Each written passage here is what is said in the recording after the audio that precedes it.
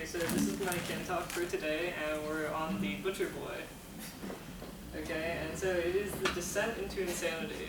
So throughout this book, you're following this little boy who eventually does become insane, and he ends up murdering someone. So my talk is focusing on like how he became this, because as you go through the story, it's told from his point of view, and it's like a stream of conscience. And like all his thoughts are rational. You can totally see where he's coming from, but then he ends up murdering someone. Like drastic change. So our first thing is society creates monsters. So here you have like young boy Brady, or Francie Brady, and then this is the final product at the end. Wow. So throughout his life, he's dealing with these three things. He's having a dysfunctional family at home, he gets into crime, and then he regresses from like the happy little boy who has a family to a, like he grows up into an adult who has to fend for himself, but he still holds on to like childhood beliefs. So in his family, at the beginning of the book you see his dad yelling at the mom, and Francie doesn't really say anything, he just kind of hangs back. And so he feels guilt for that because he thinks he should have stood up for the mom, but he doesn't. And the mom tries to kill herself with a fuse wire, and she doesn't end up doing that. And then she goes to a mental institution, so his mom's gone a lot of the time.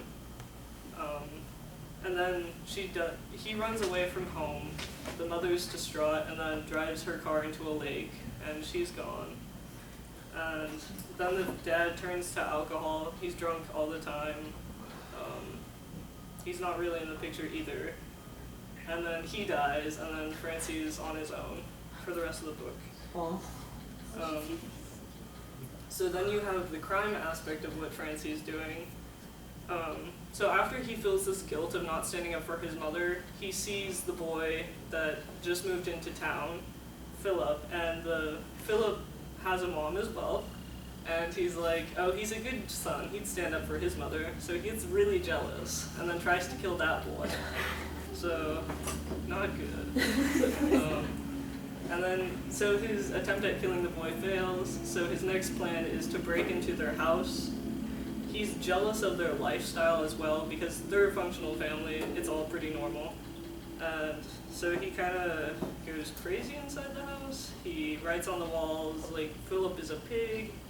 He, like, ruins the whole house. And then he goes to kind of a jail. It's more of like it's run by priests, and he's then thrown back into society. So, and then the last point is regression. So, he starts out with the family, but then he loses it.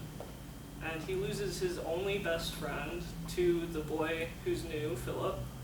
And so while he's gone in the institution with the priests for his crime, he thinks that Joe, his best friend, should still be friends with him afterwards. But everyone else has moved on and grown up, but he can't seem to realize that.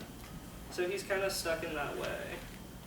And then this really becomes obvious when he comes home to his dad and he starts talking to him. And then he wakes up the next day and the police are there. And you thought it was all rational, but then you realize the dad was actually dead for like weeks. And there were maggots, like he could smell it, but he kept talking to the dad. So he's really kind of insane at this point.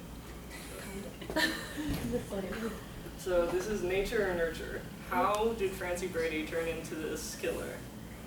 So one of my main things is those first three things you saw, the dysfunctional family, life of crime, and the regression, those are all hallmarks of a serial killer. So that's what Francie Brady could have become. So how does society create this? This book focused on more of the nurture, like his family, all those problems contributed, and then the people around him turning against him that shot him into this insanity. But also, I think it was part of the nature, like, I don't think all people would respond to those difficulties the same way. He did, though, so we have that. And I thought this definitely should be included in the curriculum, because it was a great writing style with a stream of consciousness. And I would put it in with, like, Frankenstein because of the monster aspect. And with Frankenstein, it was like, could Frankenstein, was he nurtured into this hate of society, or would he have always been a monster? So that was very similar to this one.